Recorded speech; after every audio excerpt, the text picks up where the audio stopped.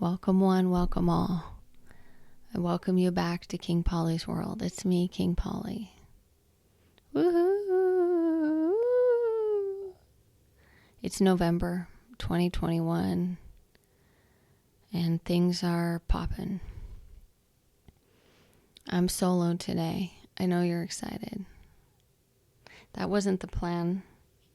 That was not the plan, but when do things ever go according to plan? You know what I mean? When does that really happen? Not a lot, I'm learning. Not a lot.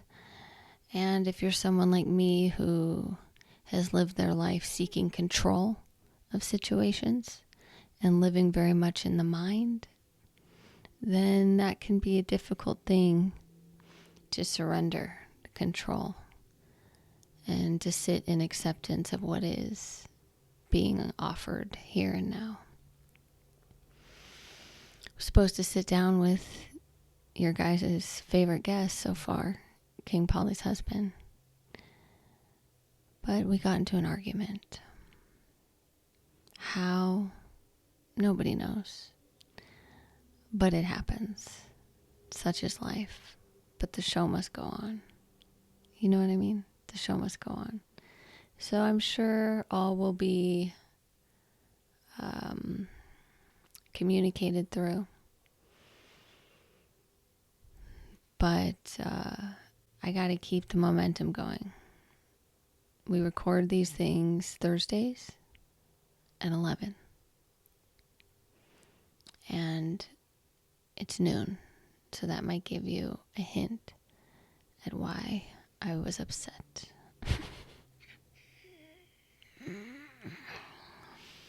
But I've gotten a lot better at dealing with my emotions. You know, before I never realized that I was somewhat to blame. I know that sounds crazy, right? I always thought it was the other person's fault. And it's not. You know, we really do project our inner unconscious, our inner darkness onto others until we become conscious of it. Or so they say, right? That's what I've experienced. Like instead of, like whenever I notice something in somebody else that bothers me, right? It's like, okay, what is this trying to show me? And most of the time it's fear. Just trying to show me where I'm still afraid and where I need to soften and give up control. Surrender. So I've surrendered. I've surrendered to the world at this point, and to my soul, and to something higher, into the great unknown. And I've surrendered in my marriage, even though, I mean, we both still have disagreements. Anytime two people are close, living together, how could you not, you know? But I have found that marriage is really, like, for me, like, I don't want to say the ultimate container, but it is this divine container in which alchemization and union can take place, and I become more me through our relationship. And all my woundedness becomes healed and seen in a safe capsule, you know? At least that's one way to look at it. That's how I'm looking at it right now. I really appreciate you tuning in. Maybe you're listening, maybe you're watching on the YouTube. I've been on YouTube since March of 2018 now. 323 is when King Polly was born. And there was a lot that went into choosing the name King Polly, because you may or may not know that is not my real name. But it is, but it's not. You know what I mean? I have found that so many people in their life, right, past and present, when they reclaim themselves, when they find a rebirth, it's almost like you receive a new name. And that is sort of the case with King Polly. And with when I got my new last name, when I entered into my marriage, you know.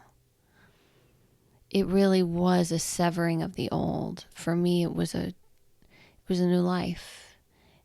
And it felt like I had become more myself.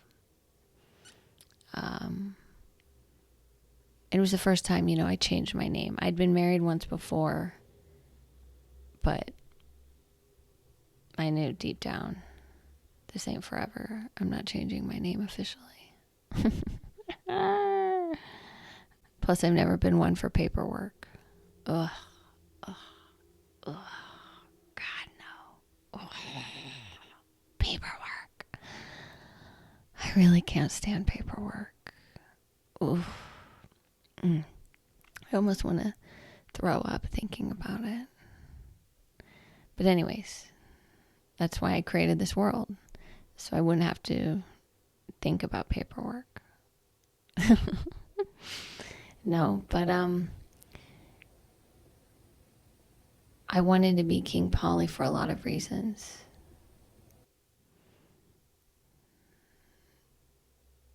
I don't even know if I can articulate them all. Maybe I can over the course of my life, but it really was about union. A union of two things that seemed to be opposite one another. King and Polly. The great, vast power and the small, meek, feminine. Kingship with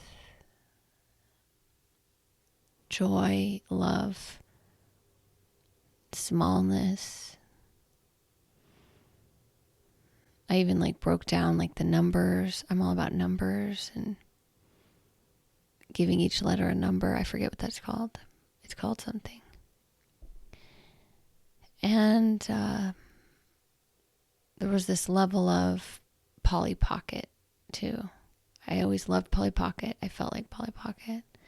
I also always loved Pollyanna so much. That old Disney movie with Haley Mills.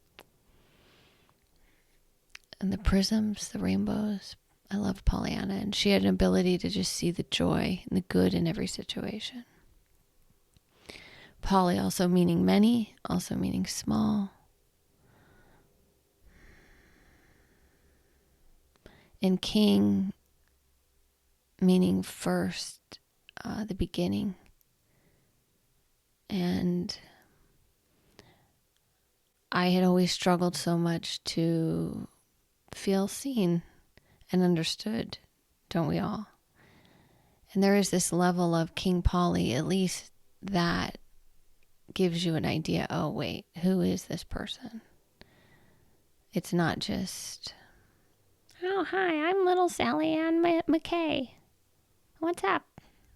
You know, I always had to break through all these barriers just for people to take me, I don't want to say seriously, but kind of you know, people just always assumed I was just a small, sweet little girl. And, you know, to a point I played that up because I thought that was my identity. And then when that cracks open, if we're lucky enough to experience in the same life, you know, we can really find out who we really are beyond the ego shell of who we were told we were, who we were expected to be. And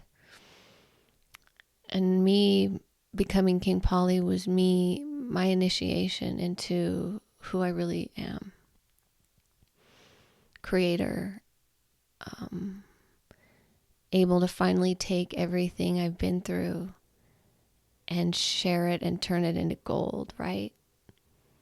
Like, oh, I made it to the other side. So now I can be, now I can play.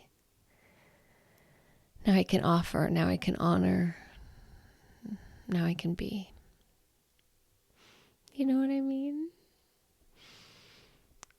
And, sometimes I kind of struggle with, like, it was hard at first because there was a part of me that was comedy, but then there was a part of me that was yogi. And so, I created King Pollys World on Instagram and YouTube, and King Polly Does Yoga on Instagram and YouTube, and just began to share. And for King Polly Does Yoga, I started in 2020, the beginning of 2020. I started to share a post every day. And I would share a quote that I loved. And I'd write just whatever came up around that. And just every day. And I just started doing that. And I loved it. I've always loved quotes. I've always loved wisdom. I love it. I love it so much. I love it so much. And I didn't realize it would become a tool for me to hold myself accountable. Like, it was one of the first things that I was accountable to every single day. It's like every day it made me check in with spirit, with myself. And it also allowed me to share freely every day, not expecting anything in return. And then so 2020 became what it was. And so doing that really helped me and hopefully others. And then 2021, same thing. And we're almost finishing out that year. And it's been quite an experience. And I really just try to share truth, God, love. That's my aim. That's my aim. Don't wear it out. So I really had to come to know what kind of person I wanted to be, what I wanted to share, what brought me joy to share, who I really am, and what type of comedy I really am about. Because I grew up loving comedy and just naturally being funny. I have a lot of Sag in me, Sagittarius, okay? If you know, you know. And my mind, though, was in control of a lot of my humor for so long. And once the changing of the guards happened, right, and my heart took over, it was like, oh, okay. I'm finding what type of comedy is mine to share in the world. But that's only after consuming so much.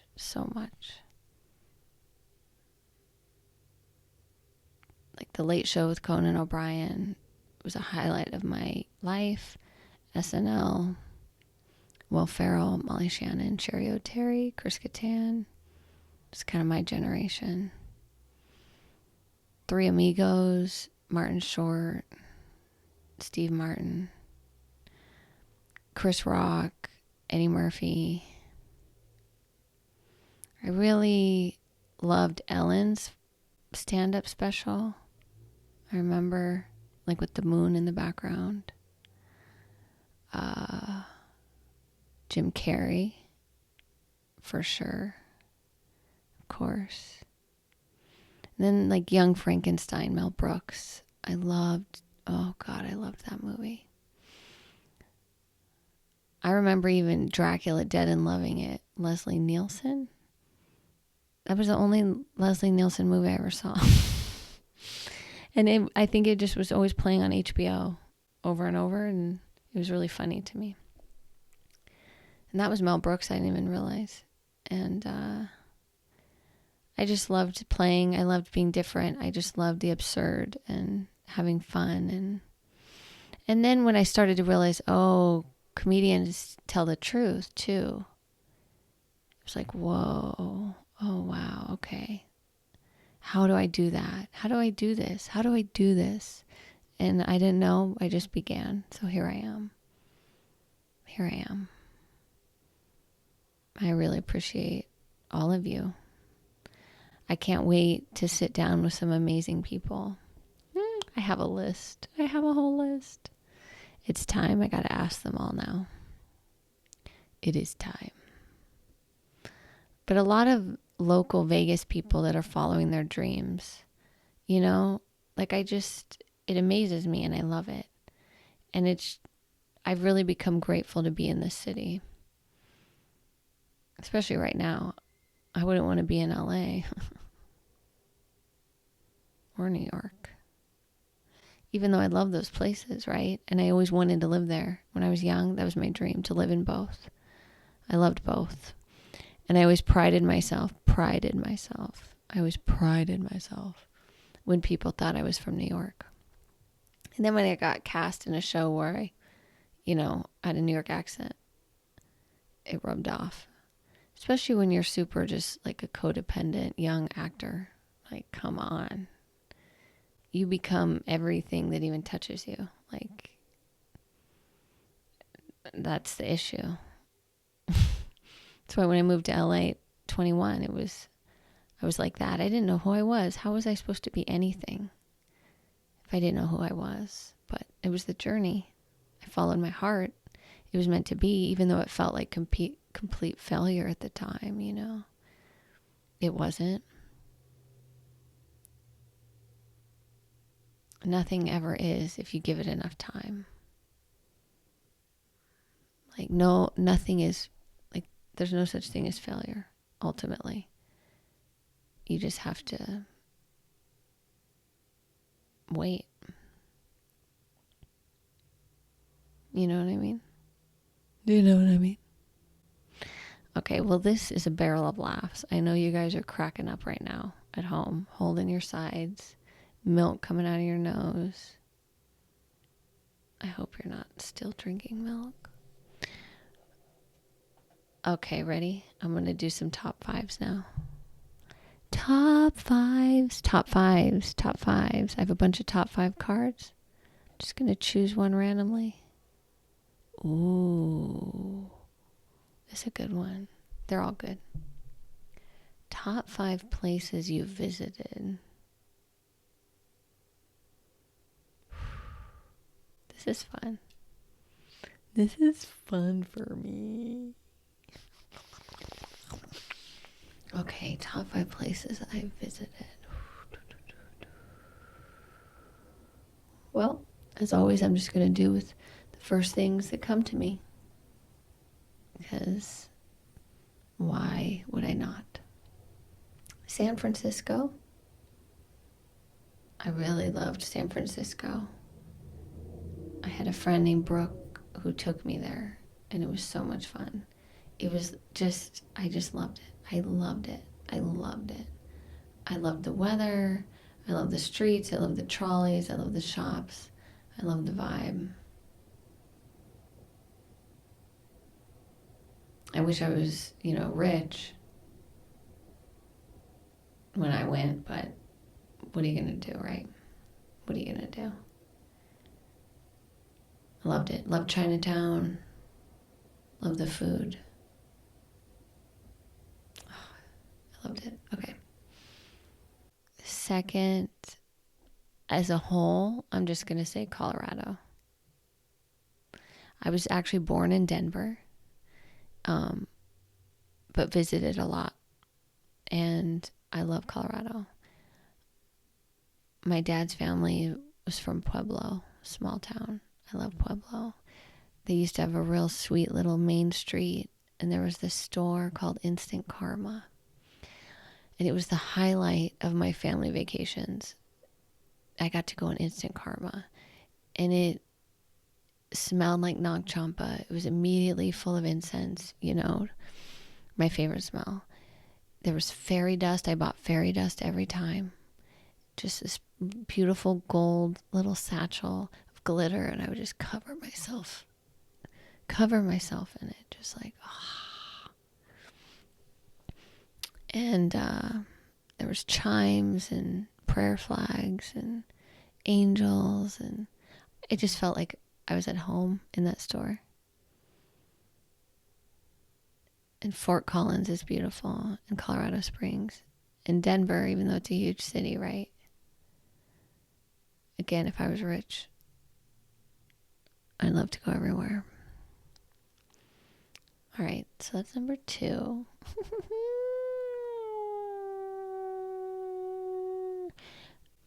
I do have to say, though, I've never been out of the country. And with how things are looking right now, I don't know if I ever will. Because it's cray. It's cray out there. But, so my places are all in America. But I know I'm going to travel one day. I feel it in my bones. I feel it in my fingers. I feel it in my toes. Name that movie in the comments. Or leave me a voice message. You can leave me a voice message too, which is fun. Okay. Oh, Sedona. Love Sedona. And even though it's like, you know, a beautiful, natural, spiritual place, I've gone many times and it's been horrific in terms of fighting with who I was with, ending early, blow-ups, like, and again, the spiritual path isn't just roses. Like, you gotta face the demons inside. So Sedona did help me face some demons, not gonna lie. Faced a lot of demons in Sedona. But it's beautiful. My favorite place there is the Peace Park. I love the Peace Park. The Amitabha Stupa. And it's beautiful. It's just a beautiful place to go.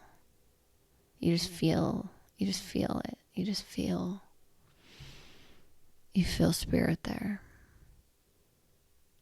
And they have a stupa, which is, it's this big built sort of monument that also houses prayers that you walk around. I can't remember if it's clockwise or counterclockwise, and how many times. And like when I did it, I would say a prayer in my mind, and you can give an offering, and it helps the swirl of karma, just the sweeping, the renewing. And again, it's just kind of like a nice mind reset. Anything that helps sort of get your mind in a peaceful state, I feel like is good. So I'd say, yeah, Sedona, that's 3. Oh my gosh. Okay, number 4. Do you guys have fun waiting for me to think about these? You should think about yours too while I think of mine. Okay. Tell me your top 5 places you visited. I would really like to know. Okay. I'm going to say New York for sure. My number 4, New York. Because it's New York. It's just so cool. Again, wish I was rich. But you just feel rich when you're there. At least I did. New York. New York, I love you, but you're bringing me down. Name that song. All right, New York. Last one. Oh, gosh. Last one. Okay, this is the last one.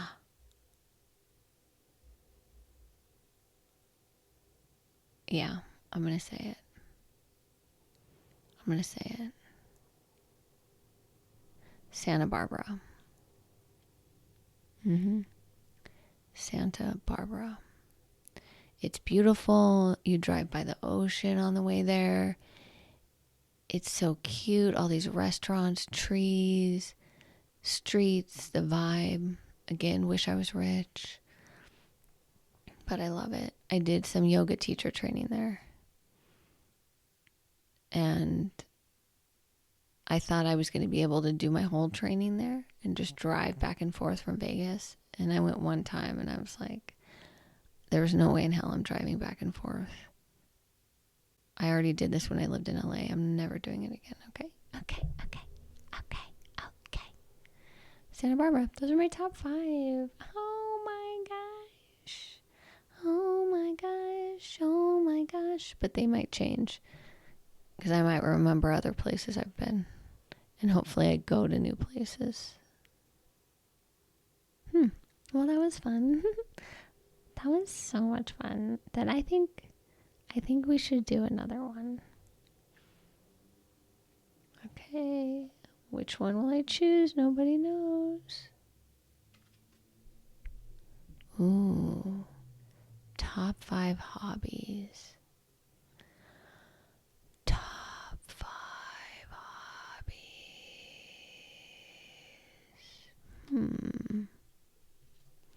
This is very interesting. Because I guess what many people would consider hobbies, I consider work. My hobbies and my work are the same. Finally, which is, it's always been my greatest goal. Marriage, love, family, and being paid for my hobbies. So my hobbies are playing.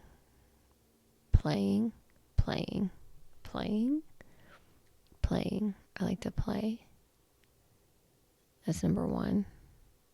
That's what I do in my videos. And here, playtime. Okay, number 2. I do love a good craft. I love anything arts and crafts. I love it. Anything. You give me some Mod Podge and some glitter and an old piece of glass, and what more could I need? You know what I mean? Nothing. Not a damn thing. So arts and crafts, I'm putting them together, even though that's so vast. But they both seem to require some sort of maybe sheet on the floor, supplies.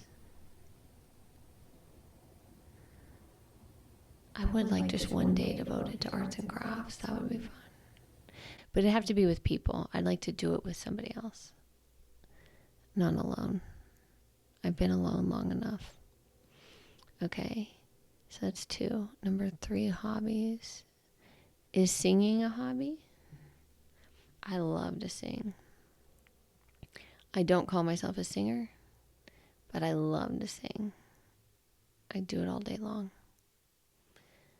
It's been really healing for me too, especially for somebody who was, told that I couldn't sing. To find my voice, to find where my voice naturally sits, like to be able to no longer have to function in customer service land, which is, hi, how are you? What can I get you to drink? Like over and over and over again. And then the minute I'd walk away, I just,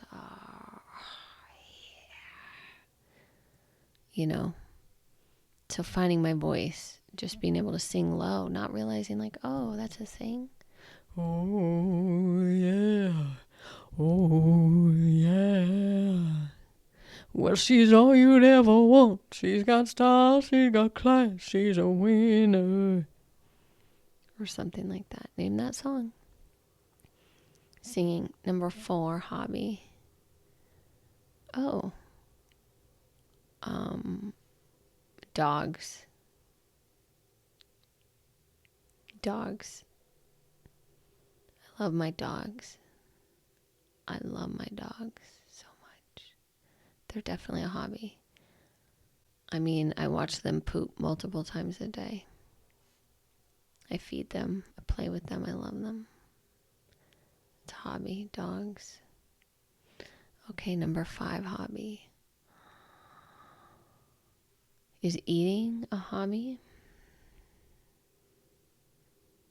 Because I really like to eat. I like the experience. I'm not a good cook. I don't function well on my own cooking. I need help.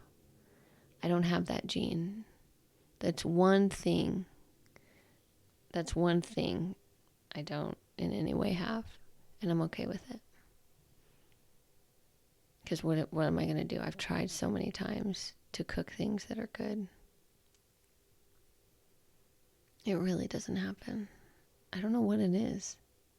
Like basic things I can do. I eat steamed veggies every day for lunch. Mainly because it's easy, it's nutritious, and I don't have to think about it. Finally, I'm at that age where it's like, just give me steamed veggies. Okay? But I love, if I could, I would love to go out to eat every night at a nice restaurant, you know? I would love that. I mean, it doesn't have to be nice. You know, I've only been to a few, like, you know, real fancy ass Vegas restaurants. Because again, I'm not rich. Okay, I'm not rich. But food is something I'm always willing to pay top dollar for. I've accepted that. Some people spend their money on cars, on jewelry, on facelifts. I spend my money on food. Always have, always will. Okay? Okay. Well, that was fun. What are your top 5 hobbies? Maybe you like to whittle. Any whittlers in the audience today? Maybe you like to sweep the street. Any sweep streeters here? Maybe you like to make paper airplanes and throw them into people's windows. That's a good idea. I like looking in people's windows. It's a curiosity, you know. I'm so curious about people, all people. Like, how do they tick? What makes them work? Like, who are they? What's their life? What's their story? What's their struggle? But growing up, I lived around some pretty boring people, so there wasn't a lot of action. I remember one time, one of my parents, I forget who, walked in my room, and I had the telescope set up, just pointing out of my window, just directly into the house across the street, the Grossmans. They're like, "What are you doing?" I was like, "Looking. Just looking, man. Trying to see something, anything, but their curtains are closed and ain't nothing going on over there. Sucks." But I tried. You know, I tried. I was just always desperate for adventure. Curious. Seeking. And then our other neighbor we lived next door to, oh my gosh, they were the nicest family ever. The Greenleys, I think was their name. This woman was so nice. They're the house that on Halloween, they gave out ice cold IBC root beer. I mean, come on. Come on. So I'd wear a few different costumes. I always had dress up. That was my thing.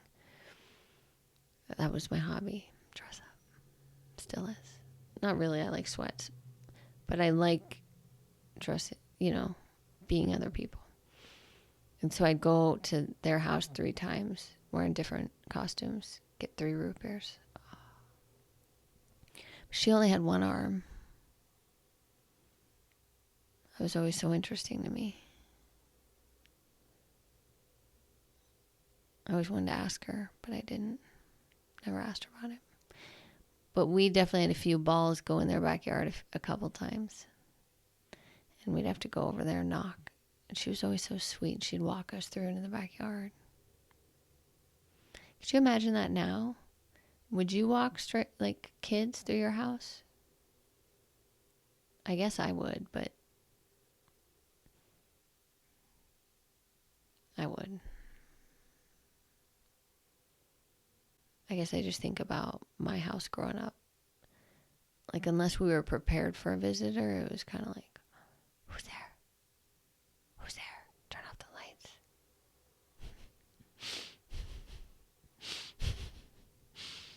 You know? And then behind my house growing up was a big empty lot, dirt lot. And then Lake Mead. Busy ass street named Lake Mead. I grew up on Lake Mead in Decatur, Vegas. And I loved it.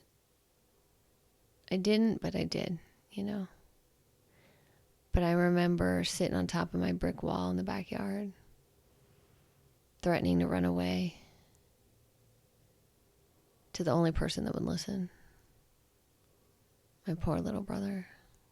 I'm like, I'm running away. I'm doing it. I'm running away. And I was just looking at the dirt lot in Lake Mead, just going, where will I go? Where will I go? Nowhere. There was nowhere I could go. I was stuck. And I knew it. I knew it. I dreamed of this day to be free.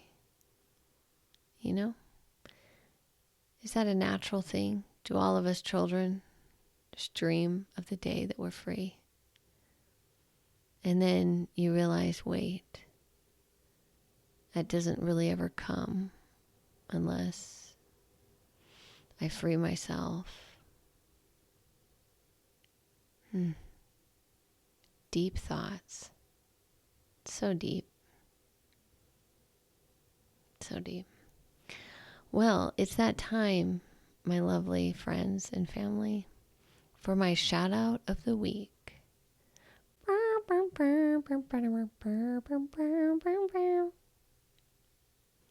My shout out of the week this week is to a very special foundation called Garden Farms.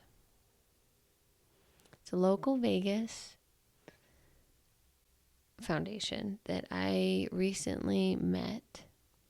Had the pleasure of meeting them at their fall family festival, which was so fun.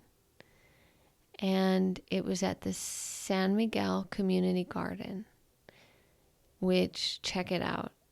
Check it out if you're in Vegas. It's a community garden.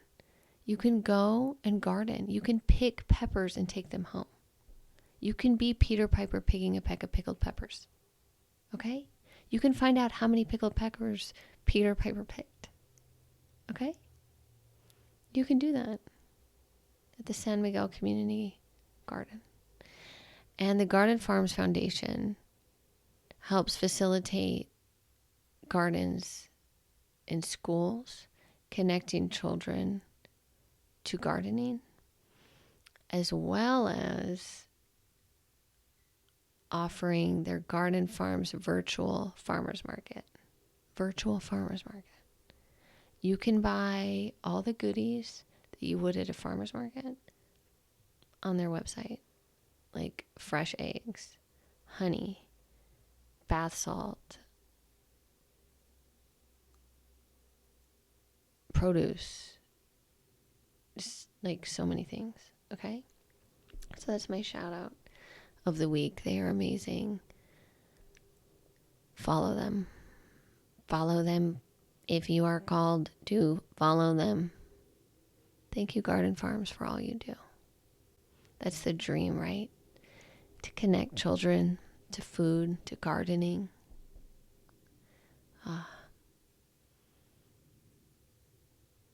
Could you imagine? That's my dream. every family has a garden. Like every family has land. Everyone has the ability to be sovereign and free. We're moving in that direction. We just got to get Bill Gates to stop buying up all the farmland. Hey, listen to my song. Bill Gates is buying all the farmland. Now on YouTube. Bill Gates is buying all the farmland. Excuse me if I have a couple questions. You know, I never remember the lyrics to my songs. I write them, but I never remember what I write. So anytime I film a music video, I end up having to move my video up a little to match the audio. So like I lag. So when I'm filming it, as I hear the words come up, then I say them. Otherwise I can't remember unless I see the words. Then I can remember anything. I have one of those minds where once I see it written, it's in my brain. But until then, so you'd think I just sit down and learn them, but I think it's from so many years being in school, being forced to memorize just so much bullshit that I now almost refuse to memorize anything. Like that's my stance. I do it for my inner child. I will not memorize anything ever again. I mean, you want to talk about my first breakdown was over multiplication tables in 3rd grade. Up until that point, I was labeled a smart kid. Multiplication tables came and I didn't know what was going on. And they made it seem like it was really important. So, you know what? When I run for president, that's going to be one of the things I'm going to do is remove multiplication tables from the earth. You're welcome. You're welcome. You're welcome. Well, this sure has been fun. I appreciate you tuning in for this once-in-a-lifetime opportunity to listen to King Pollys World, episode 2. The podcast everybody's talking about. I mean, it's on every billboard in every city, in every town. People are calling me up all day long. I get emails out of the wazoo just applauding this podcast. I'm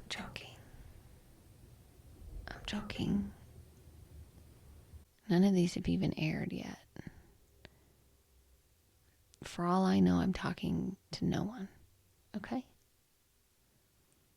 And that's the dream, isn't it? That we can literally carry out our dreams in the comfort of our own homes, surrounded by no one, to eventually be transmitted to everyone. Like you no longer have to just picture that you're at home singing into a hairbrush. It's like, no, I am at home singing into a hairbrush. It's pretty miraculous if you ask me. Pretty miraculous if you ask me. Oh, you're not asking? Fine. As you know, I'm not sponsored by anybody or anything yet. So, hey, do you align with my values? Let's talk. Let's talk.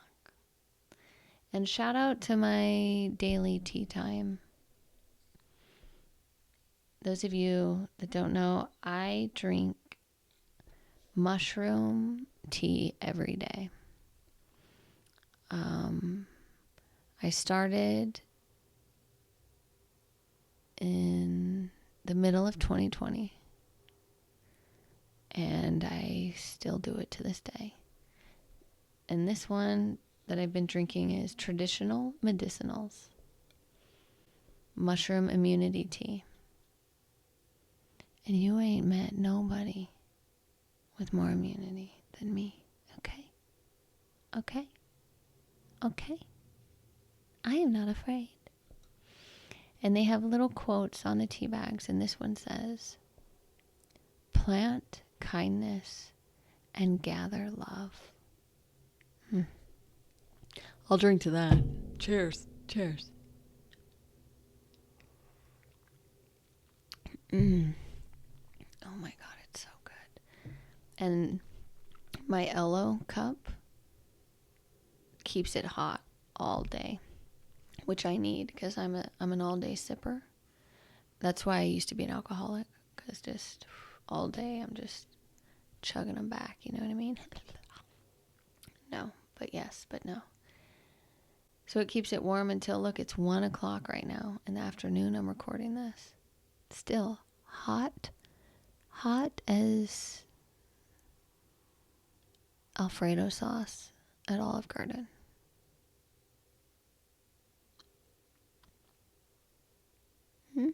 Not a good analogy. But I should mention that I put things in my tea, okay? I put things in it to make it taste to my liking. I put a tablespoon of Hammond's organic raw honey. Local. My local honey man. Hammond's honey. I love his honey. If you find a beehive, don't kill it. Call Hammond's honey. He will come relocate it, okay?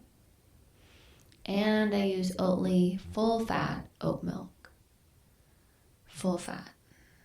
If you want to know what I eat, it's full fat, okay? And I know you'll hear a lot of people say a lot of things about diets. And believe me when I say I've tried them all.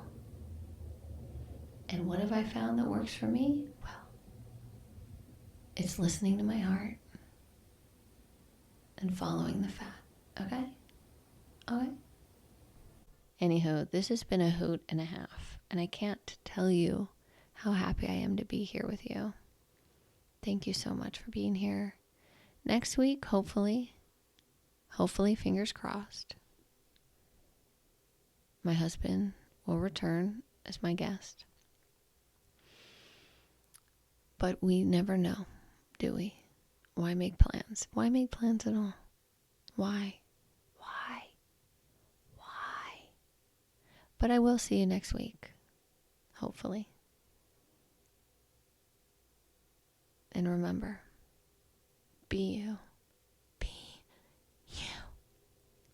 Be you. Be you. Everybody else is taken. Be you. Peace and love.